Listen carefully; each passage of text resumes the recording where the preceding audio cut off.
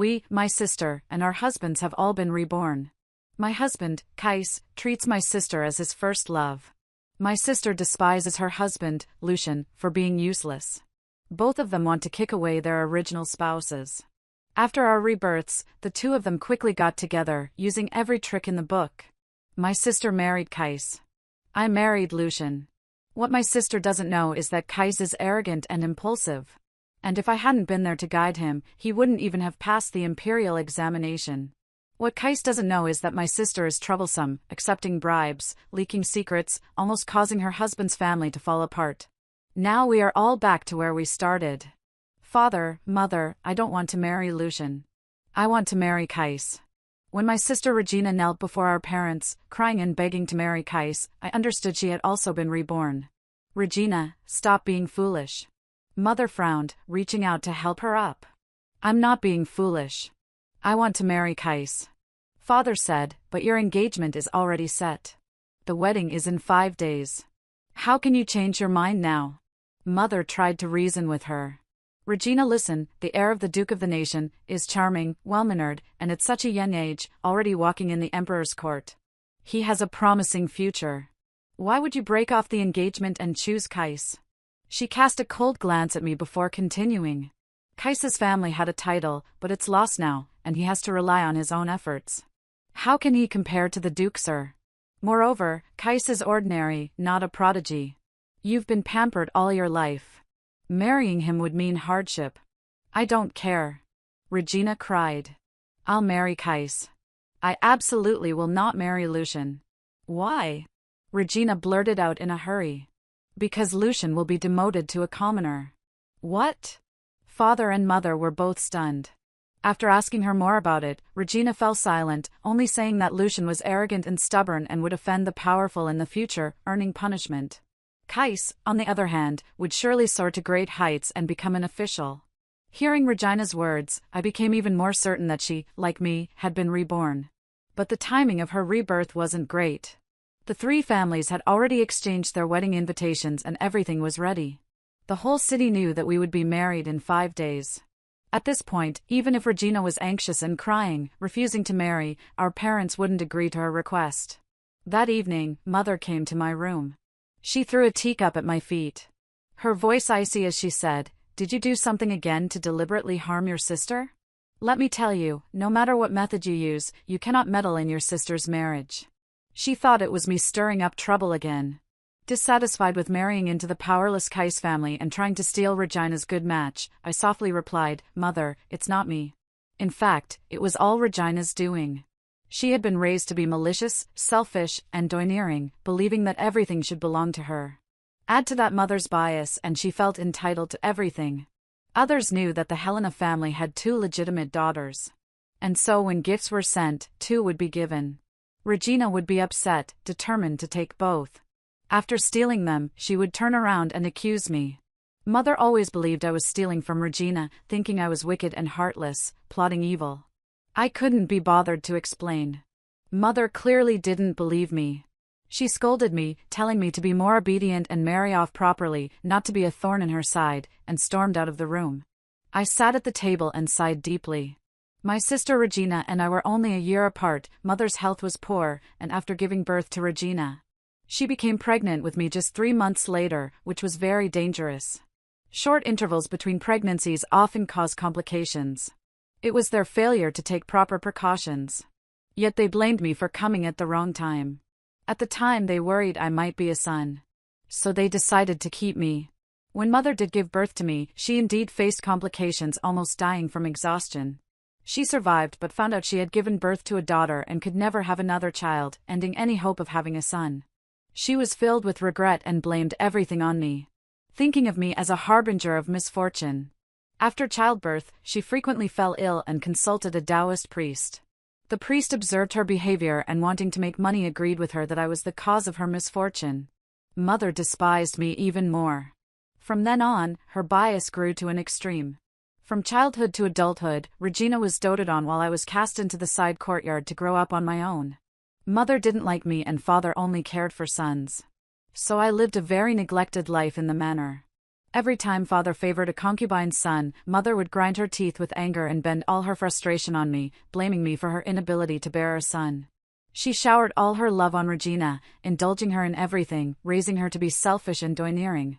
While I was often insulted and deprived of food, whenever mother went to gatherings, she would take Regina with her, even preferring to bring a concubine's daughter than me. Over time, everyone knew that the Helena family had a legitimate eldest daughter, Regina. But few knew that there was a second legitimate daughter, Helena. Thankfully, the nanny who took care of me had once been a noblewoman and was well educated. Under her guidance, I learned many things. A nanny once said, "Miss Helena is clever and bright. If she could attend the family academy like Miss Regina, she would surely make a name for herself in the capital, not remain as unnoticed as she is now." I laughed and said, "What use is there for fame?" The nanny replied, "With fame, you can have a good marriage. Look at Miss Regina. She's been promised to the heir of the Duke of the Nation. But you, Miss Helena, are being promised to the fallen Qais family." I replied calmly. Grandfather had promised a marriage alliance with the Qais family. Qais's family came with a token. And in our family, only my sister and I are of marriageable age. Even if I were famous throughout the capital, it would still be me marrying, not the pampered Regina. The nanny sighed. Soon Regina married Lucian, the heir of the Duke of the Nation, and I married Qais. After the wedding, I discovered that Qais's heart belonged to my sister. At first, Qais had come with a token, intending to marry the well-known, beautiful, and talented Regina, the eldest daughter of the noble family. "Helena, you two are sisters. Why don't you look like Regina? You may be beautiful, but you're not even as pretty as one of Regina's fingers." On our wedding night, drunk mud out, he spilled out his frustrations. Speaking from the heart, I felt the pain of sorrow, but tried to remain calm. Not looking like Regina is my blessing. That night, I no longer longed for Qais's love.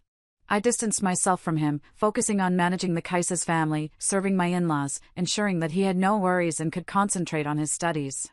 I did all of this not for him, but for myself. A woman's honor and disgrace are tied to her husband. With no choice in the matter, after I married, Qais suddenly developed a chronic headache. He couldn't concentrate after reading for long. So I searched for skilled doctors, found a prescription, and learned some medical skills to help him. I would go to great lengths to find the books he wanted. When Qais couldn't persist in his studies, I would stand by his side, watching over him as sternly as a teacher. My supported me wholeheartedly, but Qais harbored resentment. Eventually, having fulfilled wide sasho, he became the top scholar and in his moment of pride clashed with the powerful. It was I who heard that a certain family needed a specific herb. I purposely sought it out to please them, which allowed him to escape disaster. As Qais became an official, he grew arrogant. I often offered strategies to avoid trouble, but he was irritated by my constant interference. Each time I proved myself right, he had no choice but to follow my advice. Still, deep inside, he resented it, feeling that I was constantly putting him down, which made him grow to despise me. My sister Regina's image became increasingly perfect in his mind, turning into an unattainable first love. As soon as he rose to power, he took several concubines who resembled Regina and gradually distanced himself from me. I didn't mind as long as I didn't make a mistake. I would always remain the legitimate wife holding the noble title. Later, a scandal broke out in the Duke of the State's family, and they were stripped of their title and wealth. Qais immediately went to pursue his long-cherished first love. Regina in turn quickly became unfaithful. The two of them, shamelessly lying in each other's arms, were secretive in their affair. When Lucian discovered this, he couldn't bear the insult and clashed with them. He sent word to me, urging me to discipline Qais. That day, Qais and Regina were meeting secretly in the small courtyard again. Lucian and I went to catch them in the act. When the affair was exposed, a scuffle broke out, and in a fit of rage, Qais stabbed Lucian to death. I quickly ran away, but they caught me again, intending to kill me. I was stabbed once and my hand knocked over the candlestick. It was a scorching summer day and the flames quickly spread, setting the entire room on fire. They had time to escape through the front door, but fearing they might be seen, they stayed inside to discuss how to flee and cover up the crime. This delay cost them precious time. By the time they decided to escape through the back window, it was too late. The beam above collapsed and all four of us perished in the fire. Reborn, I knew that Regina was about to marry Lucian and immediately began stirring up trouble to have the marriage janled. Naturally, I welcomed this. However, time was tight and my parents disagreed with the change. What should I do? I thought for a moment and said to Nanny, "Nanny, take this letter to Kaza's family and ask him to come meet me." Once guys arrived at the Duke's mansion, there would be many possibilities. Regina would undoubtedly seize the opportunity. The next day, Nanny went with my letter to Kaisa's family. Soon met out Alosai Kais arrived. The moment I saw him, I understood that Kais might have also been reborn. There was no longer any reverence for the Duke's mansion in his eyes, nor any awkwardness. His posture as he walked showed the confidence that only years in the official could bring. In his past life, when he had yet to rise to prominence, he had entered the Duke's mansion cautiously. But now he carried himself with pride. "Helena, what is it?" he asked coldly, his tone condescending. In the past, before we married, he had been dissatisfied with me, but didn't dare show it. Always respectful, even shortly after our marriage. Though unhappy with me, he kept it hidden, at least maintaining a respectful appearance. Only after becoming the top scholar did he become arrogant. Before he had always called me Helena affectionately, but after our marriage and the ensuing discord, he called me Helena with coldness. I was sure he had been reborn. I found a poetry collection, but there are some parts one don't understand. I'd like your guidance. I pretended not to know, shyly handing him the book. He patiently engaged in conversation with me. Soon met out a little sigh. I excused myself to change and slept behind the nearby rockery to observe. I had already informed Regina of Kais's visit. As expected, Regina soon appeared. Kais Regina. The two lovers reunited. Unable to control their emotions. They embraced, crying and confessing their love. As though they were two lovers who had endured hardships and were finally reunited. They exchanged words of longing, each revealing that they had been reborn. They spent quite a while in this intimate exchange. Regina said, "In 5 days, I'm marrying into the Duke's family. What should I do?" Having been an official for so long, Kais was calculating, his gaze lowering as he said, "There's only one way." "What SS that?" "Made sure the rice is cooked before it's served." The two of them planned to stage a water accident with Kais saving Regina so that they could appear close, forcing the Duke's family to cancel the marriage. I quietly left after overhearing. Time was pressing. The next day, hating P felt worried session. Kais invited me to go boating on the lake. I inwardly sneered but kept a happy facade and agreed readily. When we arrived at the lake, the weather was perfect and there were many people around. Kais was distracted, responding only once for every 10 words I said. I pretended not to notice, allowing him to lead the way. We reached the agreed-upon spot. Just as the sun rose to its peak. After waiting for a while, a splash was heard from a nearby boat, followed by Regina's cries for help, help. I turned to see Regina struggling in the water. Someone's drowning. Without a word, Kais jumped into the lake. In his plan, the more people who saw it, the better. Under public scrutiny, Hudding felled my obsession. The dude's family would be too embarrassed to proceed with the marriage. He hadn't considered that the more spectators there were, the more people would jump into the water to save Regina. Splash! Splash! Some ragged man jumped into the water, swimming desperately toward Regina. Anyone who saved the young lady would get to marry her. Who wouldn't want that?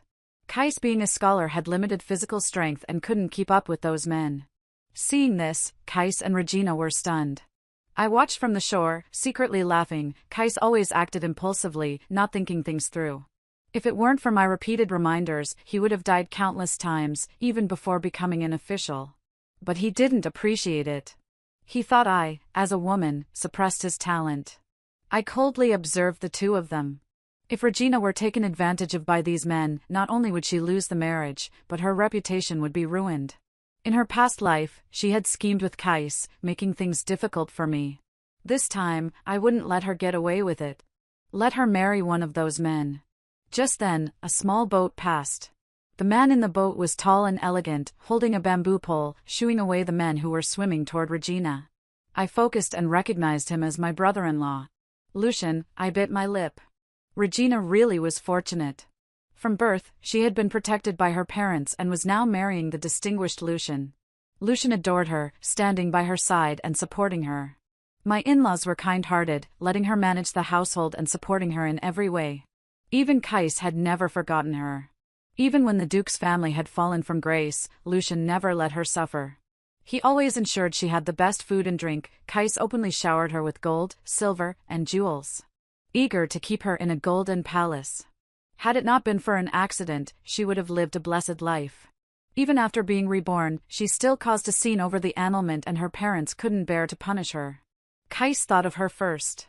When she fell into the water, Lucian rescued her in time.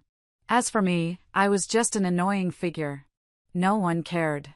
I sighed softly, preparing to turn back to the mansion. But at that moment, someone beside me exclaimed, "Oh, no, no, we couldn't stop them." I turned around and saw Lucian standing on the small boat, a lone barrier blocking all the mud-stained peasants while Kais sneaked past him. Kais had a bit of wit to him. He observed the situation for a while, then quietly veered around and swiftly made his way toward Regina. Regina, spotting him, swam desperately toward him. A mutual rush quite touching. Lucian appeared to be solely focused on dealing with the peasants, unaware of the two of them. In the end, Ka scooped Regina up into his arms, climbed aboard the boat, and they pressed close together, almost on the verge of tears with joy. Regina, going all out, intentionally pulled her close a bit apart, pressing her soft skin against Chaos's. By the time Lucian turned around, the situation was already set. The other peasants could only swim back to the shore with regret. Lucian tossed the bamboo pole aside, sighing, "What are we going to do now?" Regina collapsed into Kais's arms, sobbing. Kais gritted his teeth, saying, "Lucian, actually, the marriage that grandfather arranged was for me and Regina." Later, the heir came to propose, and the Duke's family was forced to break the engagement and marry Regina to you. Now that this has happened, why not let us be together? I raised an eyebrow. The Kais family indeed had an engagement with the Duke's family, but it had never been stated that it was for Kais and Regina. Kais was truly cunning. Lucian sighed again and said, "If that's the case, I'll go back to the Duke's house and break off the engagement." He agreed so quickly that both Kais and Regina were stunned. Regina's face even turned slightly pale because Lucian's swift response made her seem like something disposable, like he wanted to get rid of her as soon as possible. Lucian added, "But what about Helena? You see, she is Regina's sister, Qi, and she's supposed to marry in a few days. If you break off the engagement, what will happen to her?" I froze on the shore. Lucian was actually concerned about me. Pius and Regina hesitated. After a moment, Regina tearfully said, "My sister will understand. This is unavoidable. We didn't want this either." So Kais also said, "I will explain it clearly to the Duke's family." He spoke with much pomp. Lucian shook his head. "In the end, you just plan to sacrifice Helena to get what you want, don't you?" Pius didn't deny it. Of course, he wasn't going to admit it. He still wanted to become an official and hoped for a good reputation. Lucian seemed persuaded and clapped his hands. "How about this? You marry Regina and I marry Helena. No need to break off the engagement. It's a win-win. How about it?" The two of them froze again, then excitedly nodded.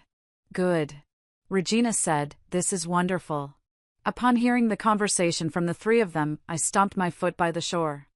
Who would want to marry Lucian? He was my brother-in-law. But at that moment, Lucian looked up and smiled at me. A strong sense of familiarity flooded over me. I froze, and an uncontrollable thought arose in my mind. Could it be that Lucian had also been reborn? Thinking carefully, Regina, Kais, and I had all been reborn. The four of us had died together in the past, so it wasn't surprising that Lucian might have been reborn, too. If he had been reborn, why would he save Regina? Why would he want to marry me? My mind was a mess. Afterward, Lucian returned to the Duke's residence. While Regina, Kais, and I returned to the Marquis's house, as Kais had arranged, Regina fell into the water in front of everyone. Kais heroically saved her. And the details of their drenched embrace quickly spread throughout the capital.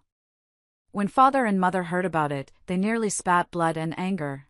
"Father, mother, please, let me marry Kais. Lucian has already agreed to break off the engagement." Regina and Kais knelt before them, pleading for approval.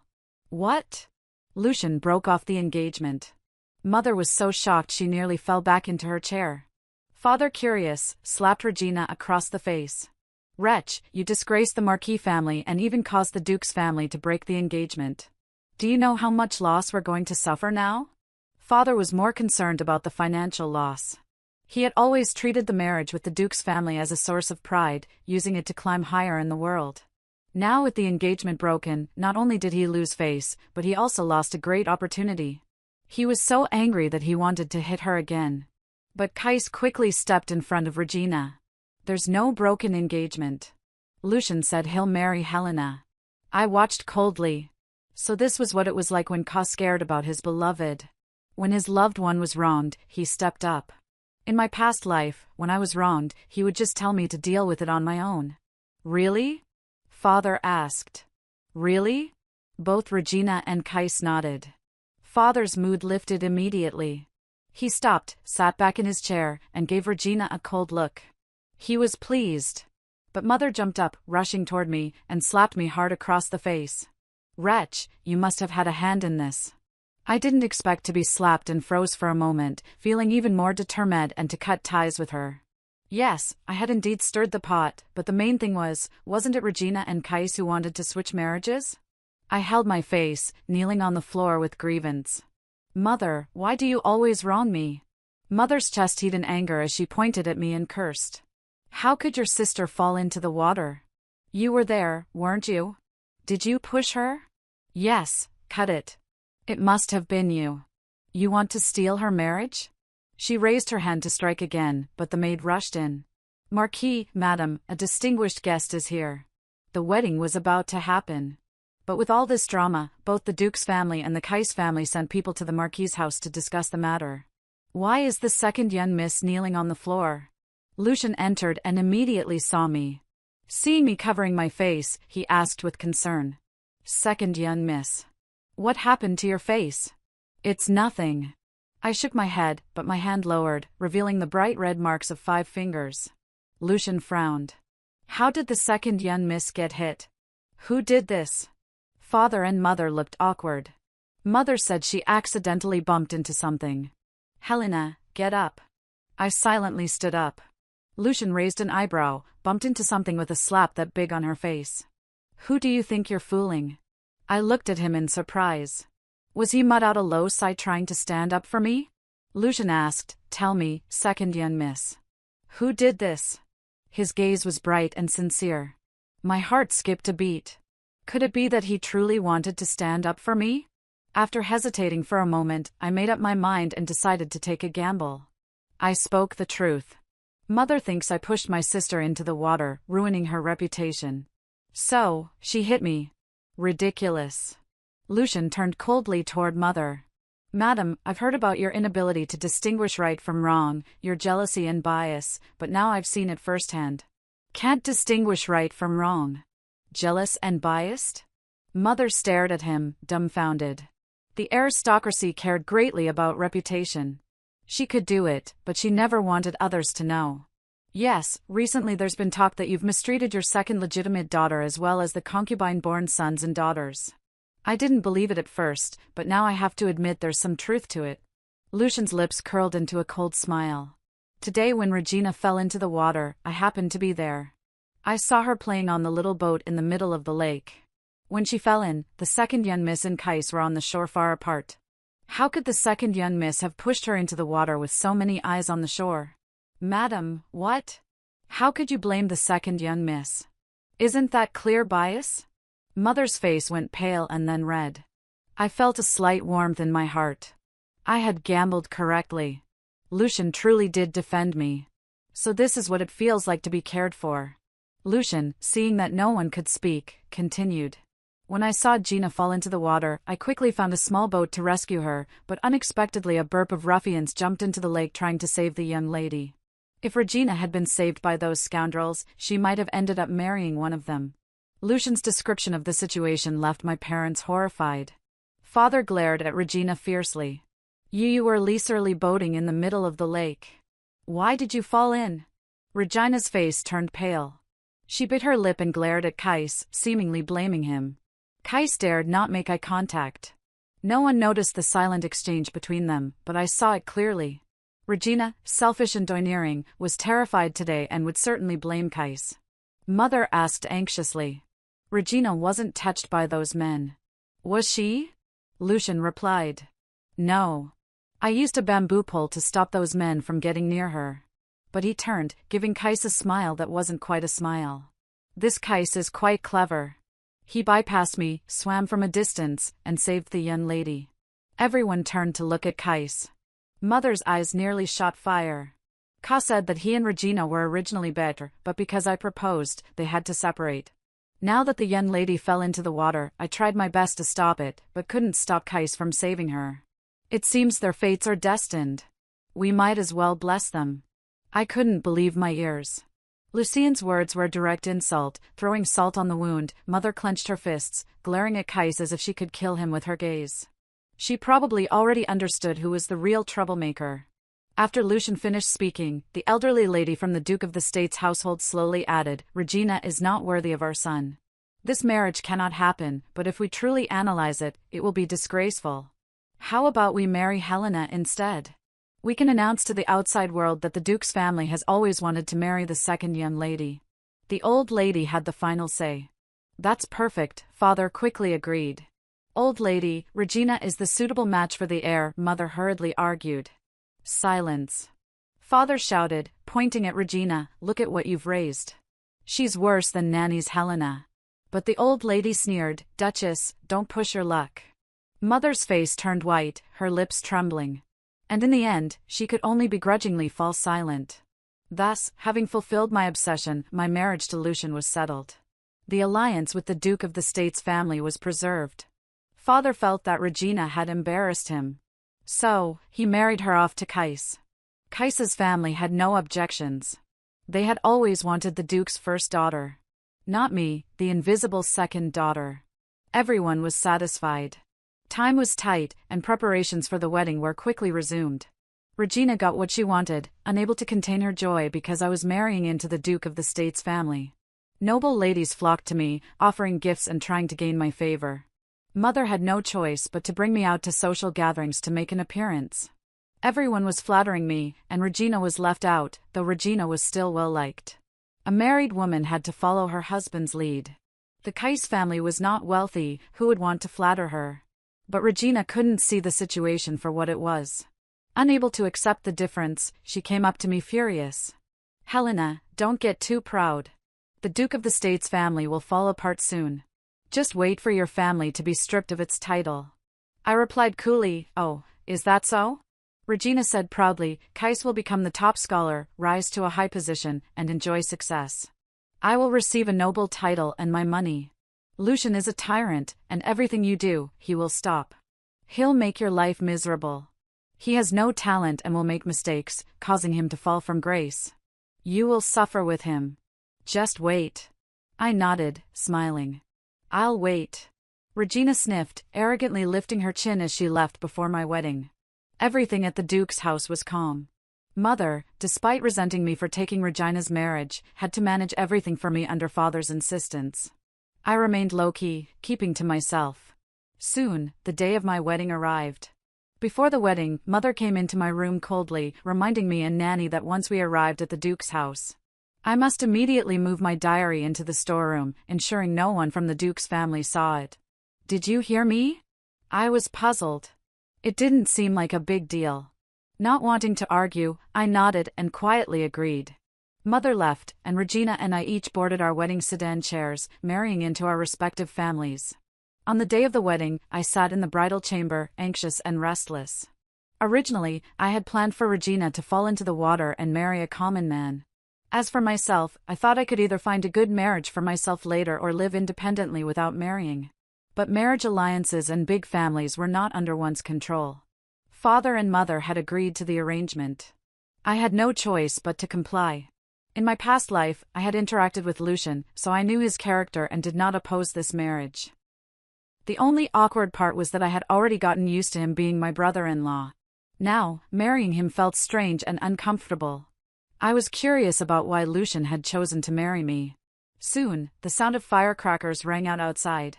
The timing of our weddings was different. My sister had left first.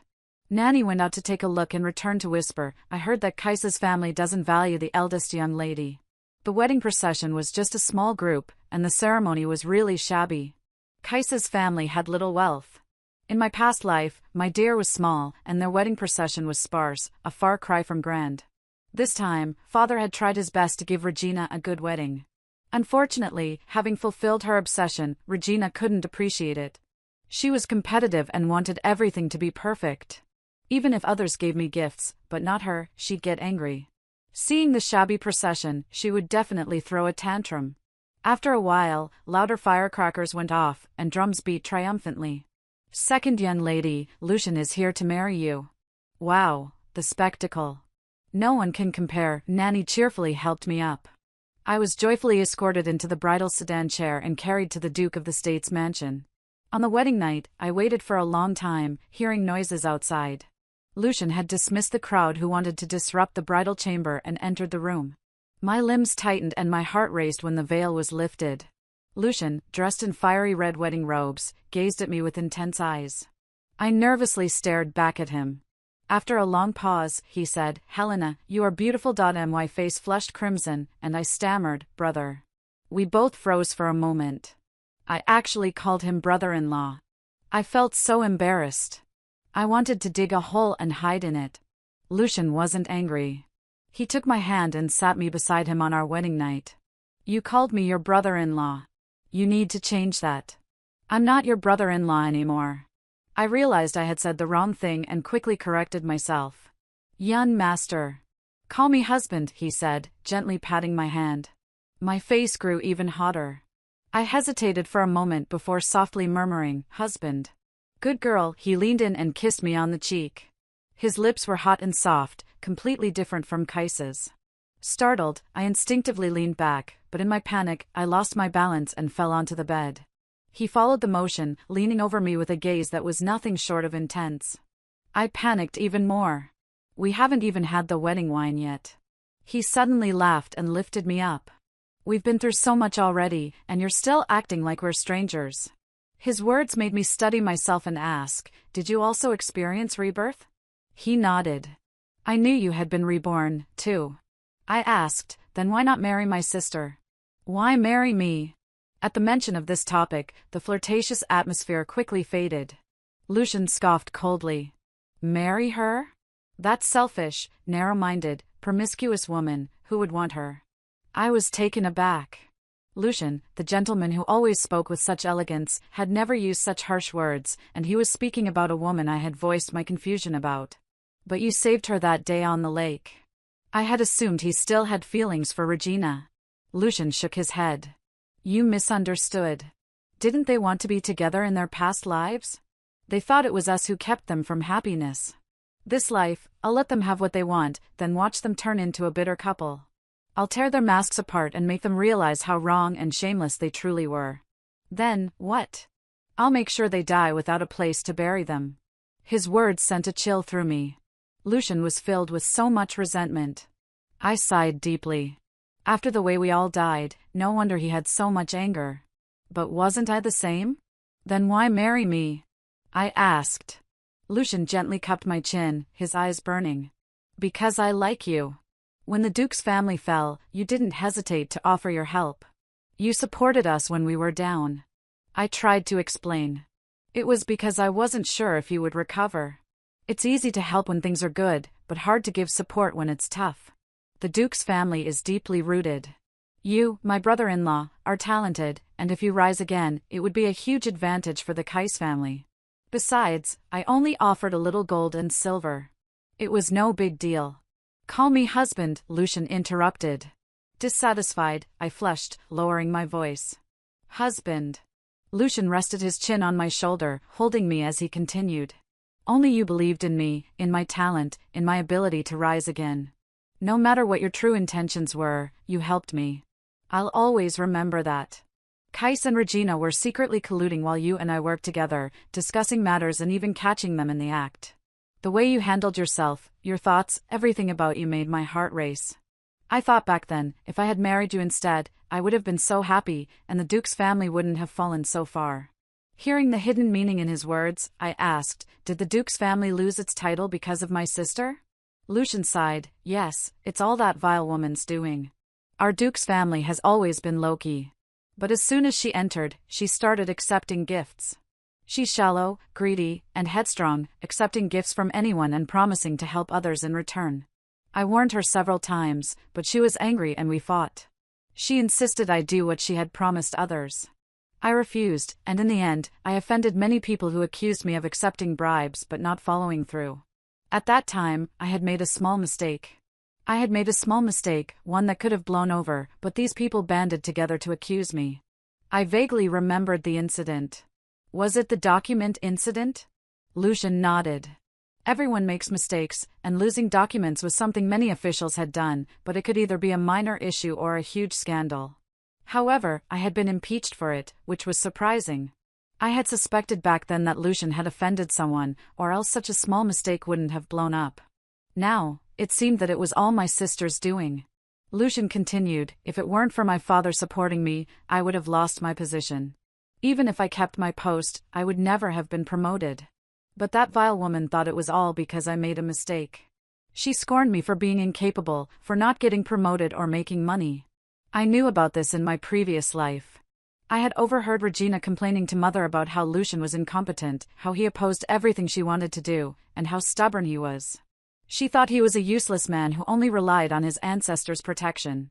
Even with that protection, he almost lost his post and promotion seemed impossible. She even blamed Mother for choosing such a useless man for her. She lamented how unlucky she was and wondered if Mother was biased, intentionally giving the good marriage to me. Mother had been furious. At that time, I had questioned whether I had overestimated Lucian, especially since he almost got dismissed and returned home with nothing to show for it. Now, hearing Lucian tell the story, I realized that it was all my sister's fault. She made mistakes but blamed Lucian. And when she wasn't happy with her life at the Duke's family, she went home to complain to Mother while also coveting my husband. How shameless. I actually felt sorry for Lucian for having married such a woman. Lucian continued later. The struggle for succession intensified. The Duke's family refused to take sides. But that vile woman secretly took a manor from the fourth prince and worked with his people to launder money. I told her to stop, but she thought I was blocking her from making money.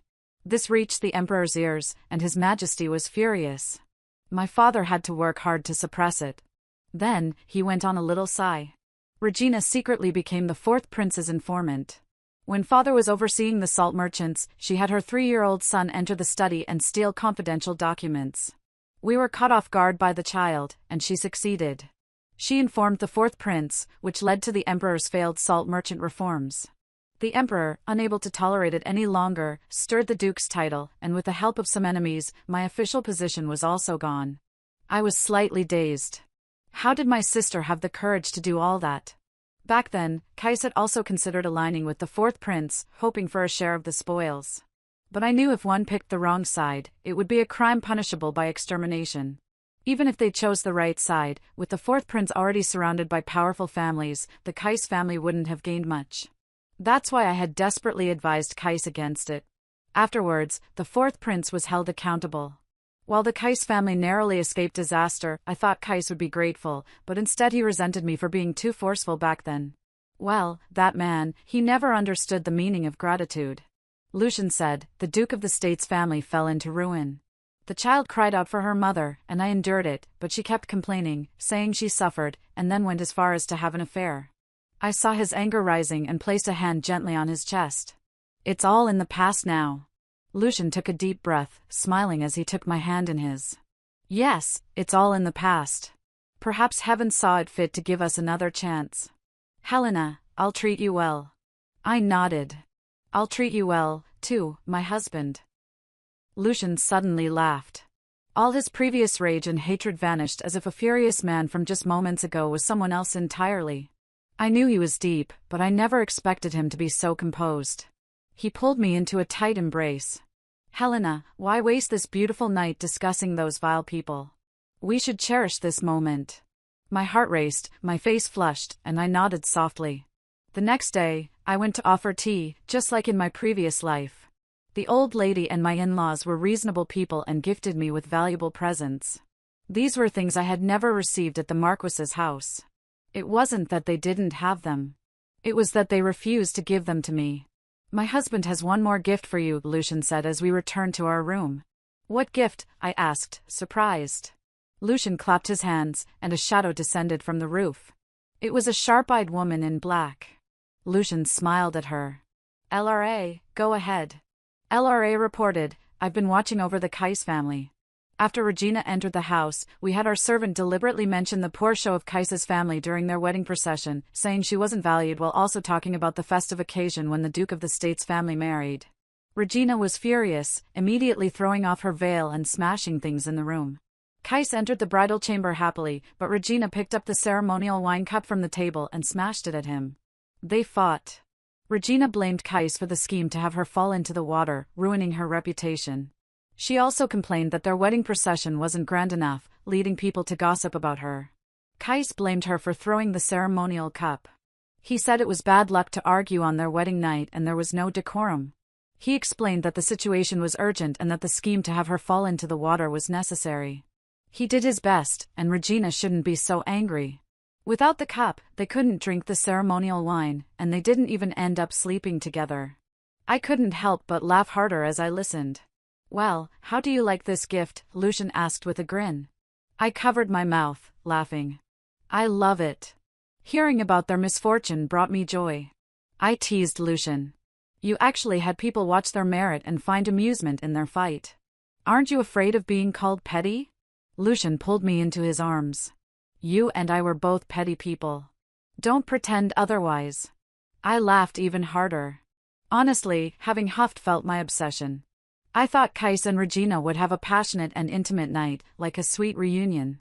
I never imagined it would end up like this. I'm sure their wedding night was far from what Kais had imagined. Meanwhile, Lucian and I were having a perfect time. 2 days after the wedding, Lucian and I had so much to talk about. It felt like we had waited too long to meet each other. We confessed everything from our past lives. I realized I hadn't misjudged Lucian.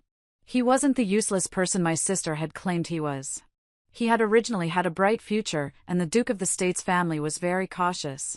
But after Regina married him, she became the biggest flaw in the family, and their enemies used her as a weak point, eventually leading to the family's downfall. Lucian knew that most of Kais's success was due to my help.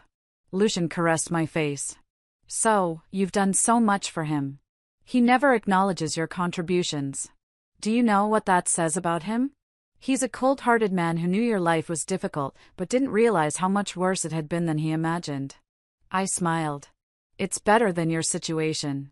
At least I didn't lose my title, get dismissed, or suffer endless ridicule. I didn't even lose all my money." We shared a smile, understanding everything without needing further words.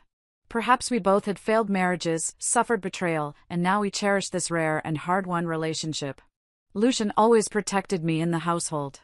When someone lacked awareness and tried to impose rules on me, he immediately stepped in and stood by me. Having been a senior lady in the family for many years, my manners and conduct were flawless. The people in the house were very satisfied with me. I received the love and care that I had never experienced in my past life. I now understood how wonderful it felt to be cherished. In short, life was flourishing. LRA reported back on Regina and Kais's situation. After their wedding night fight, Kais initially lowered his head, but he was clearly unwilling to accept it. I understood that man, he had always thought highly of himself. After becoming a high-ranking official, his pride only grew. Regina's blatant disrespect for him must have infuriated him. But Regina was his first love. He would still suppress his anger and try to coax her, hoping to live a life like the ones in fairy tales. However, things went awry the next day when Regina went to serve tea. Kais's family wasn't bad, nor were they exceptional. Back when I had managed the household, they didn't cause any trouble. I had firmly instructed Kais to study, and they were happy to support me, offering plenty of help. But they liked to set rules and maintain their elder status. It was possible to get along well as long as one found the right approach. But Regina, she was something else. She was the eldest daughter of a marquis family, pampered and spoiled, selfish and domineering. She had always been the one on a pedestal, and no one dared to set rules for her. Now, as a new bride, she found herself under the Kais family's roof. When she found the gifts from the lost to be modest, she immediately felt threatened. She exploded, saying, "I'm the eldest daughter of a marquis, and I married into your Kais family. You're just commoners, ungrateful, and now you even try to boss me around." Her words offended the Kais family's people. She wasn't entirely wrong, but Kais despised anyone who looked down on his family or disrespected his parents. No one had ever dared to act this way when they entered their new family. How was he supposed to face his elders after this? Even though Regina was his first love, he chastised her in front of everyone, saying, "Once you marry into the Kais family, you are one of us. My elders are your elders. You must respect them." But Regina cared only about Kais and paid no attention to the others. She had been married off to a family she felt was beneath her, and she couldn't stand a small wedding procession.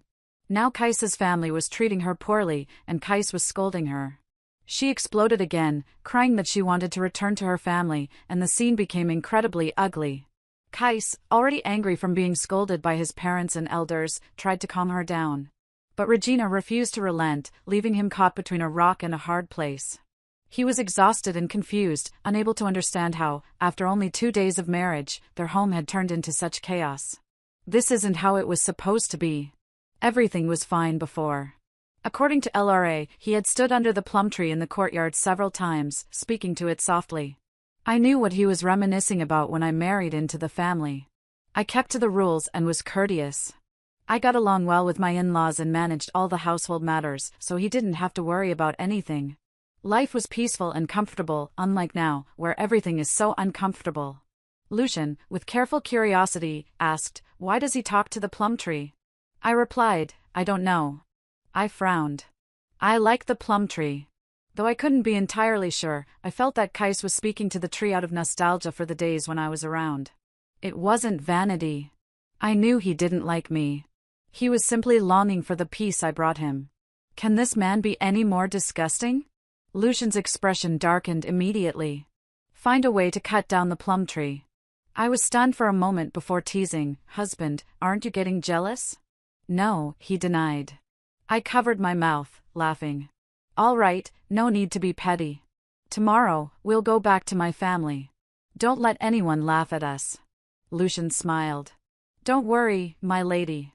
Soon, he went out with a little sigh. It was time for our visit to my family.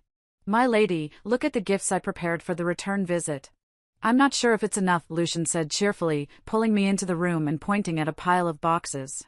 I walked over and opened the boxes, discovering that the contents were very expensive. "That won't do," I shook my head. Lucian asked, "Should I add another load of pearls?" "No need," I stopped him, then said lazily, "I'll take care of the gifts for the return visit." I called for the maids and instructed them to remove all the valuables from the boxes and replace them with dried fruits and cakes. "My lady, what is this?" I slowly explained, "I've told my husband how my in-laws treated me, and I don't want them to take advantage of us." I then brought up the topic of my dowry. Though my dowry had 20 carts, which seemed lavish at first glance, it was actually filled with pots, pans, stools, and some prepared food like chicken, duck, and fish. When the items were delivered to the Duke's residence, Nanny was shocked when she checked them. The list didn't match the contents at all. She didn't dare let the Duke's family find out, fearing I would be looked down upon, and only quietly told me. On the other hand, LRA discovered that Regina's dowry had 40 carts, all filled with gold, silver, jewels, and other fine treasures. When father issued the order, Regina and I were each given 20 carts for our dowries, nothing more, nothing less. It wasn't because he favored me. He simply wanted me to marry into the Duke's family with dignity. Now that my dowry had been switched, it was clear that someone had secretly swapped mine for Regina's. The only person who could have done such a thing was my mother. I had thought that she had changed her attitude and stopped bothering me before the wedding. But now I realized she had been tampering with my dowry all along. This family disgrace was something I couldn't expose. So I had to silently swallow it. Over time, I could only hope it would fade into the past. Since they had made their move, I had to make mine. Lucian was stunned for a long time after hearing my story. I knew the Duchess was biased, but I didn't expect her to be this biased. She's your own mother. How could she do this? Yes, in my previous life, I also wondered how things had come to this until the very end. When I finally realized that there are mothers who can despise their own daughters, Lucian's gaze darkened. I understand what you mean, my lady. He waved to the people nearby and ordered, "Write a new list of my lady's dowry. I will personally deliver it to the Duke's residence." I was surprised for a moment, but then warmth spread through my chest. I decided to let him handle it. We packed up in Lucian and I took the carriage to the Duke's family. Both of the legitimate daughters were returning to their family, and the relatives were all eager to join in the visit, hoping to make connections. Father was pleased, basking in the glory. By the time we arrived, the Duke's residence was already lively. Unfortunately, having fulfilled my obsession, Kais and Regina's family carriage arrived at the same time. Good son-in-law, father didn't even look at Kais and Regina, who had just gotten off their carriage with a beaming face. He walked straight to Lucian, engaging him in a lively conversation. He even threw me a look, silently warning me to treat Lucian well from now on. Lucian calmly replied, "Helena is doing well as husband and wife. The Duke says she is just not giving me face." Father's expression stiffened and he suddenly became kinder towards me. I couldn't help but feel a sense of loss. When a woman marries the wrong person, she faces the storm alone and ends up exhausted. But when a woman marries the right man, she doesn't have to worry about anything. Someone will shield her from the wind and rain. Kais and Lucian were worlds apart. "Father," Regina called out, her voice full of dissatisfaction. The always opportunistic father lousily muttered, "You're back," and then continued smiling, inviting Lucian and me into the house. Regina stomped her foot in frustration, and Kais's gaze turned dark. As we entered the house, the gifts were also carried inside. Everyone was curious about what gifts we had brought for the return visit. The Kais family's gifts don't need to be mentioned. I wonder how the Duke's return gifts are. People murmured among themselves. Regina was even more furious and had someone open the boxes. One East Sea pearl. The pair of kingwash porcelain and vases from the former dynasty. When the maid announced these items, everyone was astonished. The Kais family is so generous. It seems their fall from grace is just a rumor. Exactly. Otherwise, how could the Duke have married his eldest daughter off to them? Regina, eager to turn things around, had put a lot of effort into preparing such expensive gifts. Hearing the praise from the crowd, she raised her chin proudly, basking in the admiration as if she had truly brought these gifts herself. Kais, with a smile plastered on his face, seemed to enjoy the moment, acting as though the gifts were indeed from him. I cast a casual glance at the pile of gifts. The Kais family had no foundation and couldn't produce anything valuable. To save face, Regina had simply taken things from Murdari and presented them as returned guests to the Duke's family. After all, Mother would eventually secretly give them to her anyway. She wouldn't lose out. What was baffling, though, was why Kais had the audacity to use his wife's dairy for this purpose. Once Regina finished presenting her gifts, it was my turn. Everyone was eagerly speculating that my gifts would be even more extravagant. Father and Mother's eyes were practically shining. But when the box was opened, everyone was stunned. Inside were only dried fruits and biscuits. Regina, sensing an opportunity to mock me, immediately sneered. "Sister, your return gifts are to me. Could it be that the Duke's family didn't prepare anything for you?" Kais raised an eyebrow and looked at me, shaking his head with a sigh, as if I had been living a miserable life since I didn't marry him. The eyes of everyone around shifted between me and Lucian, looking for clues to the situation. Could it be that the Duke's family is unhappy with this marriage? I remained calm, Lucian said lightly. That's not the case. Everyone was confused, wondering what was being announced about a pile of dried fruit and cakes. Yet the maid still made the announcement, but the names she listed were of precious items: pearls, gold, agate, and coral. The announcement was incredibly loud. These were clearly just a bunch of worthless things, but she called them pearls and gold. How outrageous. The crowd exchanged uncomfortable glances, clearly embarrassed for us. My father, unable to lash out at Lucian, turned his fury on me. "Helena, look at the mess you've made. How could you behave like this?" My mother, her face cold, added, "I told you. Regina would have been a much better choice for the heir's wife. If she had married into the Duke of the State's family, we wouldn't be in this situation today." I remained silent.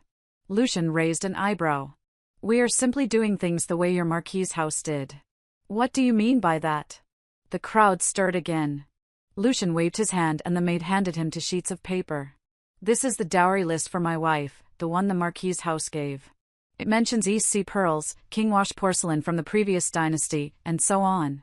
After speaking, he cast a glance at Regina, whose face had turned pale, and then lifted another list.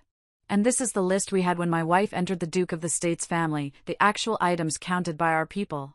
He handed both lists to the maid, coldly instructing, "Read them out loud for everyone to hear." The maid began reading the names, and as she went on, the crowd began to realize something was wrong. "Isn't this Regina's return gift?" Yes, heading Sosila and Sai those East Sea pearls and kingwash vases are common enough, but this unique tree sculpture, the Spring Mountain fish play painting by Master An Lin in the world, why are these return gifts on Helen's diary list? My mother turned pale and Regina seemed about to collapse. My father also began to realize something was off and turned to glare fiercely at my mother. Only then did I speak up softly. Mother, I know you don't like me and didn't want to give me a dowry. I tried to cover up our family shame, but when the dowry was counted yesterday, the Duke of the State's people were present. Daughter couldn't fake it. Lucian's voice was cold. If I hadn't seen this, if my wife couldn't produce her dowry in the future, people would think the Duke of the State's family is bullying women and stealing dairies. You want to put us in an unjust and dishonorable position? The crowd gasped. At this point, everyone understood the situation. Emar's house had swapped the second daughter's diary with the eldest daughter's, and the lists didn't match. When they were discovered, the family came knocking for an explanation. The funniest part was that the eldest daughter, Regina, had used the second daughter's diary as a return gift to save face, only to be caught red-handed. It was truly laughable. My good son-in-law, I had no idea. My father hurriedly made excuses and rushed to Regina's side, slapping her hard across the face. You wretched girl. How dare you steal your sister's diary? Who gave you the guts? Regina collapsed to the ground, and seeing my father about to strike her again in his fury, she snapped. The dowry was prepared by mother. This was Regina's true nature, selfish, caring only for herself. Even though my mother had always defended her, when her own interests were threatened, she would sell everyone out without hesitation. My father froze for a moment, then turned and slapped my mother with force. Wretched woman, look what you've done. My mother hadn't expected to be publicly slapped as the wife of the Marquis. She immediately burst into tears. Lucian shook his head and sighed. The Marquis's wife is petty and biased, and everyone saw it today. Think about your actions carefully. With that, he took my hand and turned, walking out of the Mara's house, completely ignoring my father, who had come rushing after us. We left resolutely, and the scandal spread quickly through the streets and alleys. The eldest daughter's fall had already given the Mars family a bad name. But now, with the dowry swap scandal, their reputation plummeted. My mother became the laughingstock of the aristocratic circles, and my father was also severely affected. He went back to reprimand my mother. He also ordered someone to go to the Kais family and bring my dowry back, hurriedly hauling it into the Duke of the State's house. As an apology, he took half of Regina's dowry and used it as compensation. I had intended to sever ties and not accept their gifts, but Lucian waved his hand dismissively. Take it. Gifts like these should be accepted. So I silently accepted. According to LRA's report, after Regina's dowry was taken, she fainted from anger. The Kais family also received criticism as they had used the daughter-in-law's dowry as a return gift only to have it exposed right there, losing both face and substance. Kais became the poster child for a man living off a woman's wealth and was shunned by his peers. As a result, the Kais family grew to love Regina even more. There was a growing tension between Kais and Regina. Regina didn't think she had done anything wrong. If it weren't for saving your face, would I have used my dowry as a return gift? Good intentions are met with bad results. Kais retorted. Saving my face? It was for your own pride. The Kais family is already beneath the Duke of the State's family. Even if the gifts weren't grand, no one would have said anything. But you insisted on comparing yourself to Helena. You thought marrying me was a humiliation. So you exchanged your return gifts for your dowry just to satisfy your vanity. You called her Helena. Are you still thinking about her? It was a slip of the tongue. A slip of the tongue. I don't believe you. The two argued fiercely and parted ways in anger. Kais, mentally exhausted, went to sit under a plum tree, sighing deeply. Why is it like this? Why is Regina not what I expected? What went wrong? Helena, tell me, why has your sister become like this? The next day, Lara reported Regina had someone cut down the plum tree. I was stitching flowers when I looked up in surprise. Why? Glanced at Lucian. Because someone told Regina that the plum tree was Madame's favorite. I turned to Lucian. Lucian remained calm. What are you looking at me for?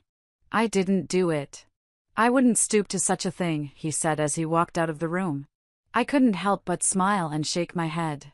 Returning to my embroidery. When I finished and stepped outside, I found Lucian holding a hoe, digging a hole in the courtyard with a young plum tree beside him. My heart warmed and I walked over. My husband, what is it? I took out the embroidered insoles. These are for you. He quickly put down his hoe and took the insoles from me, his eyes lighting up in surprise. For me? I felt a slight flush on my face. Thank you for standing up for me. My wife standing up for me is only natural, isn't it? Not quite. Many people couldn't do it, especially Kais.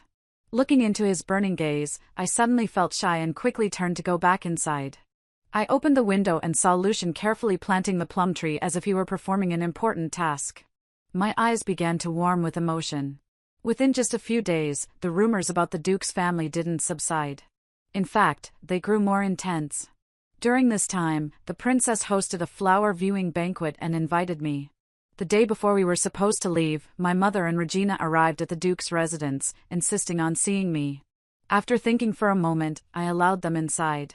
Helena, this matter started because of you, and you must take action. My mother said. The reason for her visit was clear. She wanted me to take her and Regina to the flower viewing banquet. The princess hadn't invited either of them. She demanded that at the banquet, I must appear close to them, introduce Regina to the other ladies, and raise Regina's status. This would dispel rumors about discord between sisters and mother-daughter relationships, ultimately helping the Duke's family and the Kais family recover their reputation. Her tone was harsh, and she blamed me repeatedly, still thinking that it was my fault, that I had caused harm to her and Regina. Regina glared at me. I didn't say anything. My mother continued. Helena, no matter what happens between us, we will always be a family in the eyes of outsiders. Your maternal family is always a woman's backup. If you fall out with your own family, your husband's family will never take you seriously. If anything happens, you will be left to be at the mercy of others. You don't want that, do you? I scoffed coldly. In my past life, I thought the same way. I believed that being the Duke's daughter, they would never abandon me if something went wrong. Even though they were biased and unfair, even though they treated me badly, I still tolerated the Duke's family. But in the end, when something really did go wrong, they distanced themselves faster than anyone. Kais had offended some powerful people, and everyone thought the Kais family would be ruined. I quickly wrote to the Duke's family, hoping they would intervene. However, all I received was a letter severing ties, saying that once a daughter was married, she no longer belonged to her family. Only when Kais overcame his crisis, prospered, and rose to power did the Duke's family recognize me as their daughter again.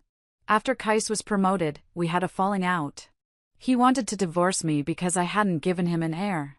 I once again sought help from the Duke's family, only to be scolded for being incompetent and useless, unable to bear children or keep a man's heart. They even planned to marry my cousin to Kais to become his new wife. At that point, I was completely isolated and heartbroken. If I hadn't held on to some leverage over Kais, I would have surely been divorced by then. You're right, Mother. Now that you know all this, why do you keep making things difficult for me? Leaving no room for negotiation, swapping my dairy. Am I the one who forced you to do this? My mother's face flushed a mixture of red and green. She slammed the table. That's all in the past. You must take us tomorrow. Fine. I smiled. I will take you. Both of them immediately cheered up. The next day, they were dressed up beautifully and waited early at the gate. I took them to the carriage and we headed to the banquet. When we arrived, after getting off the carriage, Regina immediately linked arms with me, pretending to be close sisters. Seeing this, my mother let out a sigh of relief. As Regina and I walked forward, we coincidentally met the princess, surrounded by a group of ladies. Regina's eyes lit up. She quickly pinched my arm. Hurry, take me over there. I winced from the pain in my arm, frowning slightly, but led her toward the princess. Your Highness, this is the new wife of the Duke, sir, one of the ladies who had seen me before introduced. I bowed, and the princess raised her hand kindly. Greetings, Your Highness. Regina suppressed her excitement and stepped forward to engage in conversation. And who is this? I smiled. This is my sister, the one who is rumored to have stolen my diary today. My mother insisted that I bring her to meet all the ladies so they could see just how close we are as sisters. Regina's face instantly turned pale. My mother's eyes widened in shock. The people around us began to whisper. The princess raised an eyebrow and gave Regina a meaningful look. The eldest daughter of the Ambing Marquis family. I've heard a little about you. With that, she took my hand and walked away. Regina and my mother stood awkwardly in the hallway, subjected to whispers from all around. Not long after, when I went out to change, Regina found me, her eyes red with tears. She stormed up to me, shouting angrily, "Bitch, how dare you treat me like this? I won't let you off." I calmly replied, "And how will you not let me off?" She froze for a moment, gritting her teeth. "You wait. Kais is going to take the imperial examination in 6 months. He will top the exams, get promoted, and make a fortune. And you, your family will lose their title, be stripped of everything. At that time, you will beg for mercy, but you won't be able to escape." With that, Regina turned and laughed, dragging my mother along. Too ashamed to stay any longer. I raised an eyebrow. "Oh, a top scholar. Ha." According to LRA's report, after Regina returned to the Kais family, she pressured Kais every day to study for the imperial exams, insisting he become a top scholar. However, Kais hated being pressured. "You women, you don't work hard yourselves, yet only know how to push men." Once again, they had an argument. Regina cried. "Kais, I've given up everything to marry you. You have to top the exams and win me a noble title." She truly felt that she had suffered enough by marrying beneath her station, and Kais must compensate her. Becoming a top scholar was the best form of compensation. The mounting pressure made Kais feel frustrated, and he wanted to prove himself by topping the exams. Just like in his previous life, he took the initiative to study in the study room. But he soon started getting headaches. After a short time reading, his head would throb. Regina was furious upon seeing this. She cried and fussed, accusing him of not caring about her. Kais looked at her, who was crying incessantly, and said angrily, "I've told you I have a headache. Why aren't you like Helena, going out to find the best doctors and prescriptions to help me? Why only cry and blame me?" He was deeply disappointed. He realized how wonderful it was an capable wife in times of difficulty. Regina, when faced with problems, never tried to solve them. She only cried and made a scene, adding to his stress and distracting him. "It would be great if Helena were here," he muttered. Both of them froze, shocked by his words. Then Regina, in a frenzy, began hitting him, shouting and screaming, causing a huge uproar. That evening, Kais's father called him to the study inside. "When you marry, you should marry a virtuous woman. If you marry the wrong one, it could destroy the whole family. Since marrying Regina, Araya's family has been ridiculed. We've had no peace, and your reputation has suffered. Not long ago, your mother tried to improve relations by assigning Regina to manage the household expenses, but she's been spending the public funds recklessly, and the household is in chaos. Today, she argued with the second branch, and tomorrow she'll argue with your aunt. She even borrowed money illegally. If this gets out, there will be jail time." Kais was shocked. "Is it really like this?" Kais nodded. "During this time, I kept everything from you, thinking you might be distracted by your studies. But now, it can no longer be hidden. When we first planned to marry the Mary's eldest daughter, we believed she would be cultured and graceful, and the Mars family would support us. But now, we've ended up with a calamity. I heard that the second daughter, Helena, after taking charge of the household, has managed the Duke of the State's estate perfectly. If only we had married Helena back then, it would have been much better." Kais lowered his head, lost in thought. His father continued. "At this point, you must discipline Regina properly. You cannot let her continue causing chaos.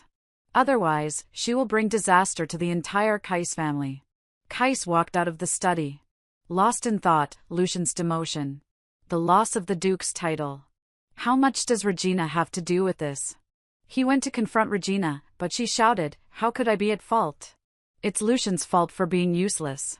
He made a mistake, and that's why he lost his position." Ka stared at her face, unsure of what to believe. Regina retorted, "Why are you dwelling on past blinds? The most important thing now is to pass the imperial exams." Indeed, the past life was gone. The most important thing now was this life. Kai, seeing that she was about to cause another scene, patiently tried to calm her. "Don't worry, I've taken the exams before. I know the questions.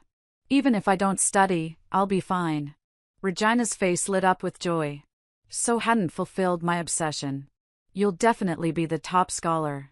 The two of them smiled happily. When I heard LRA's report, I shook my head. Kais had believed that his success in the imperial exams was entirely due to his own abilities. I thought it was time to teach them a lesson to show them their true limits. That evening, when Lucian returned, I shared the news with him. Lucian, both Regina and Kais have been reborn. Kais knows the exam questions from the past life, so he may well be the top scholar again. Lucian paused for a moment, then smiled. I've been discussing the new examiner for the exams. I'll advise my father to change the examiner. This way, the exam questions will change. I smiled along with him.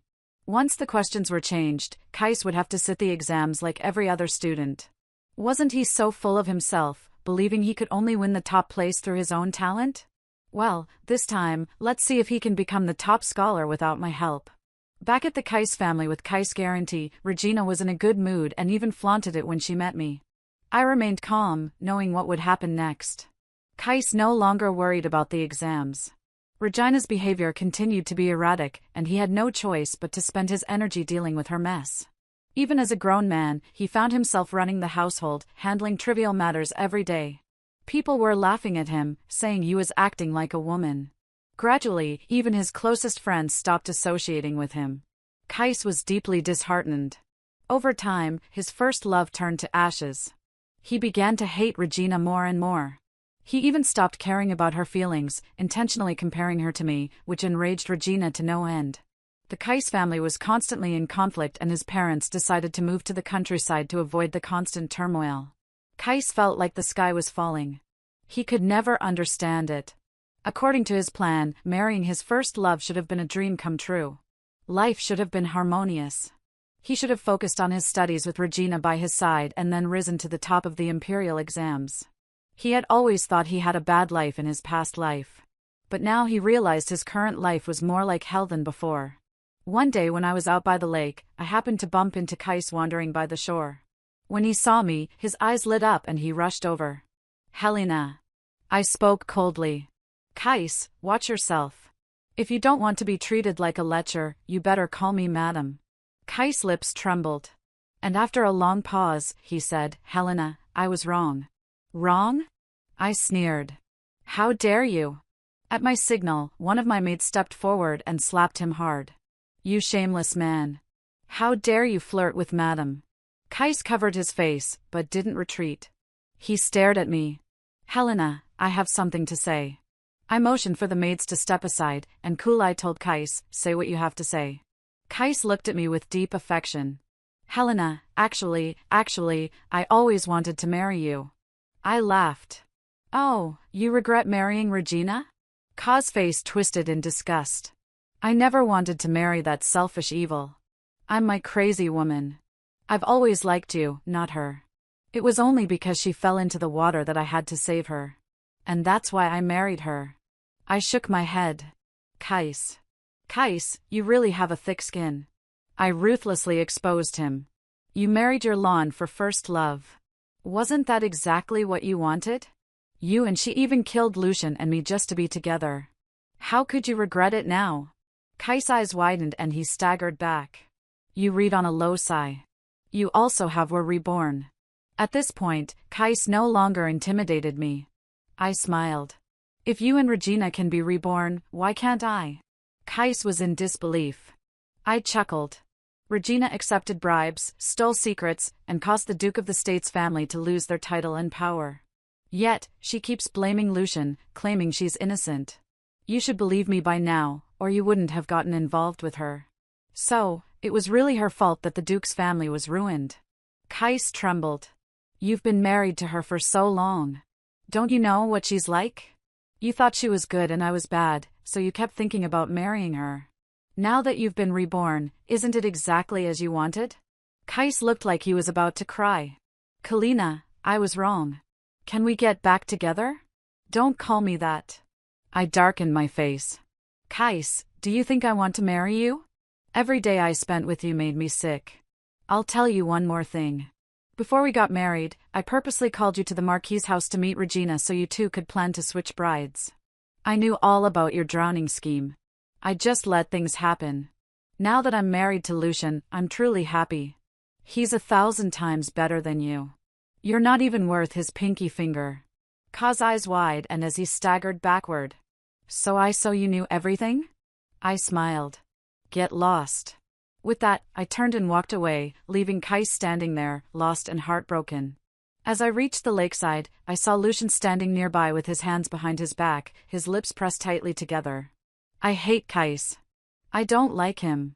Seeing his expression, I knew what he was thinking. I walked over and took his hand. I told him everything about being reborn, and I mocked him a bit. Lucian's lips twitched and he feigned indifference. I don't care. I smiled and leaned into his embrace. I told him he's not even worth your pinky. Lucian finally smiled, pulling me close. He glanced at Kais's direction and teasingly said, "Madam, let's go boating." "Don't worry. I'll never let you fall into the water." I couldn't help but laugh. This guy's so petty. I wonder how much it would sting for Kais to hear that. Remembering how he had gone to such lengths to arrange the drowning scheme just to marry Regina. According to LRA, after returning home, Kais had separated from Regina. The imperial exams were approaching and the original examiner was suddenly replaced. No one else reacted as changes in examiners were common. But Kais was utterly shocked. It's impossible. Absolutely impossible. He had originally been out drinking, trying to blend in with the scholar group, but when he heard the news, his face changed drastically and he hurried back home. Regina also knew about it and rushed into the study. I heard the examiners have changed. Will the exam questions be different? Can you still top the exams? Kais was agitated. Don't ask. I'm already frustrated enough. You're frustrated by me asking just a couple of questions. Are you still thinking about Helena? I don't want to argue with you. Get out. What? You're telling me to get out? Who do you think you are? I am the daughter of the Duke's house. Another argument broke out. Regina smashed everything in the study in anger before storming off to her maternal home. This time, Kais didn't lower his head to bring her back. He didn't want to give up on the imperial examination opportunity, and now he could only cram and study as best as he could. However, he had a headache disorder, making it impossible to focus on his books. He could only hope the exam questions would be the same as in his past life. Regina returned to the Kais family. Knowing this was a critical moment. As long as Ka stopped the exams, she would rise to power just like she had in my past life. The day of the imperial exam finally arrived. After finishing the exam, Kais emerged from the hall, pale and staggering. The questions had all changed. Regina rushed up to grab his hand, shaking him. Well, were the questions the same as in your past life? You'll top the exams and become a high-ranking official. I'll be a noble lady, right? Kais tangled up in her persistent questioning, grunted and shrugged her off, striding forward. Regina immediately brightened. I knew you'd come first. Afterward, Kais moved to live with his parents in the country estate. Regina threw a tantrum. Helpless. The day the results were posted, she marched up proudly to check the scores. Quick, Lai, tell me who came in first. Regina couldn't get close enough, urging the nearby servant girl to go check. Madam, the top scorer is Wanzhen. Regina couldn't believe it and checked again, urgently asking, what about second place? Suyo. Regina's face changed drastically. Who came third? Jiang Qing. Regina was struck as if by lightning, her body shaking. How is this possible? How is this possible?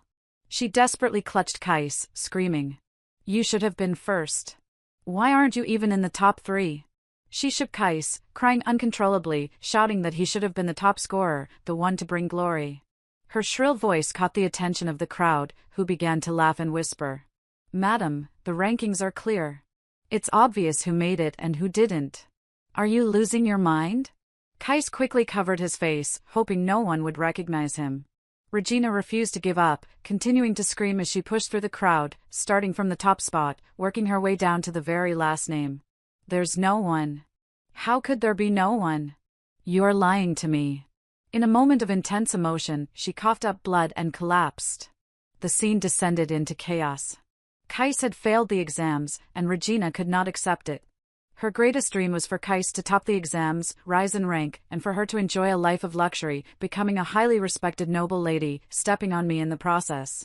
But now that dream had shattered. She had been waiting for Lucian to lose his position. But in the past 6 months, Lucian had been steady, even receiving a promotion because I never accepted gifts and kept a low profile. The Duke's house remained calm and unshaken. The more she wished for my downfall, the better I seemed to do. Now that Kais had failed, even her final hope had been crushed.